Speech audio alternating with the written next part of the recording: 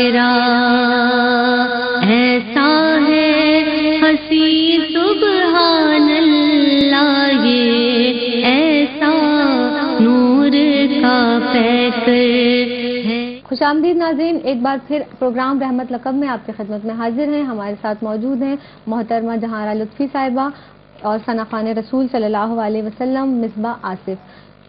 محترمہ جہارہ لطفی صاحبہ، یہ بتائیے کہ سیرت النبی صلی اللہ علیہ وسلم سے ہم کس طریقے سے اس کی تعلیمات پر عمل کریں اور ہم اس سے کیا رہنمائی حاصل کر سکتے ہیں؟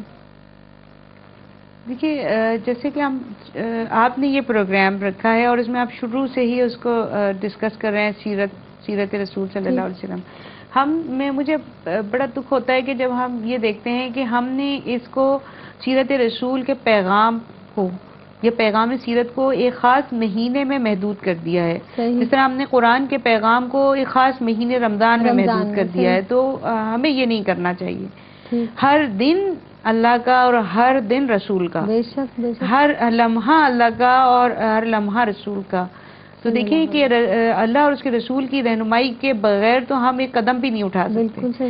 چنانچہ ہمیں پوری یعنی اپنی زندگی کے ہر لمحے میں اللہ اور اس کے رسول کو یاد رکھنا چاہیے، اور اپنے چھوٹے چھوٹے کاموں میں بھی ہمیں اس بات کا اہتمام کرنا چاہیے کہ کیا ہم یہ سنت کے مطابق کر رہے ہیں، کیا حضور نے ایسا فرمایا، کیا حضور نے ایسا عمل کیا۔ تو اگر حضور نے کیا تو ہمیں ضروری ہے کہ ہم بھی اس کی تقلید کریں۔ ایک سنت کو زندہ کرنا یہ ایک حج کی برابر ہے۔ ماشاءاللہ، سبحان اللہ، کیا کہنا ہے جس نے سنت رسول صلی اللہ علیہ وسلم کو زندہ کیا۔ اور دیکھیں کہ نمونہ یہ کہ تقلید کا، ایک صحابی تھے، انہوں نے دیکھا کہ حضور صلی اللہ علیہ وسلم اپنے کرتہ مبارک کا جو اوپر والا وہ ہوتا ہے، اس کو بٹن وہ کپڑے کا بنا ہوا ہوتا تھا پہلے زمانے میں، اس کو تکمہ کہتے تھے، تو وہ کھلا رکھتے تھے عموماً جو اوپر والا ہے۔ تو انہوں نے اب ساری زندگی اپنا جو ہے وہ بند نہیں کیا سنت رسول کی تقلید میں۔ آپ دیکھیں محبت رسول، دیکھیں آپ کہ کیا ان کو محبت تھی کہ انہوں نے کہا کہ کیونکہ حضور نے نہیں بند فرمایا میں بھی نہیں کروں گا۔ سبحان اللہ۔ اسی طرح سے آپ دیکھیں کہ جی ایک صحابی تھے، انہوں نے جو اونچائی حضور صلی اللہ علیہ وسلم کے حجرے کی تھی، اس سے اونچا اپنا مکان تعمیر نہیں کیا۔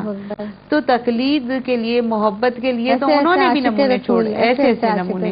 تو ہمارے لیے تو رہنمائی دیکھیں، اور آج سب سے بڑی بات یہ کہ جو جدید یعنی جو میڈیکل سائنس ہے وہ پروف کرتی ہے کہ سیرت رسول کے اندر جو ہے وہ ہماری روحانی، ہماری جسمانی دونوں صحتیں جو ہیں وہ اس میں پوشیدہ ہیں، چھپی ہوئی ہیں، کہ اگر ہم اس کی تقلید کریں گے تو ہمیں جسمانی صحت بھی حاصل ہوگی اور روحانی صحت بھی حاصل ہوگی۔ وضو ہے، مسواک ہے، اسی طرح سے آپ دیکھیں آنکھوں کے لیے آپ نے فرمایا کہ جیسے سرما لگانا ہے، بشرطی کہ وہ صحیح ہو، بالکل وہی ہو۔ جی ہاں، اسی طریقے سے آپ صلی اللہ علیہ وسلم نے جس طرح نماز پڑھنے کا طریقہ سکھایا وہی طریقہ بالکل صحیح ہے، اسی طرح سے اگر نماز پڑھی جائے گی تو وہ سارے فوائد حاصل ہوں گے۔ اسی طرح روزہ رکھنے کا طریقہ ہے۔ میں سمجھتی ہوں کہ وقت اتنا کم ہے، لیکن یہ کہ اس میں ایک ایک لمحہ اٹھنے بیٹھنے، سونے جاگنے، کھانے پینے کا، بات چیت کرنے کا، معاشرے میں کس طرح موومنٹ ہونی چاہیے، کیسے ملنا جلنا ہونا چاہیے، کون سی چیز ہے جو رہ گئی ہے۔ یعنی میرے آقائے دو جہاں احمد مصطفیٰ محمد مصطفیٰ صلی اللہ علیہ وسلم کے ہر فرمان میں حکمتیں موجود ہیں، بس ہمیں تھوڑا سا عمل کرنے میں ہم کوتاہی ہے۔ ناظرین محترم، پروگرام کا وقت چونکہ ختم ہو رہا ہے، مہمان گرامی کا شکریہ ادا کرتے ہیں۔ جہارہ لطفی صاحبہ، آپ کی آمد کا بہت شکریہ، آپ کی آمد کا بہت شکریہ۔ اختتام کریں گے نعت رسول مقبول صلی اللہ علیہ وسلم پر پیش کرنے کی سعادت حاصل کر رہی ہیں مصباح آصف۔ آقا میرے قرار ہے ہر بے قرار کے، سبحان اللہ، سبحان اللہ۔ محبوب قل یار ہے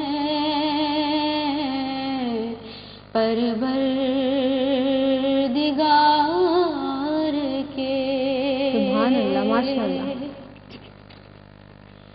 اللہ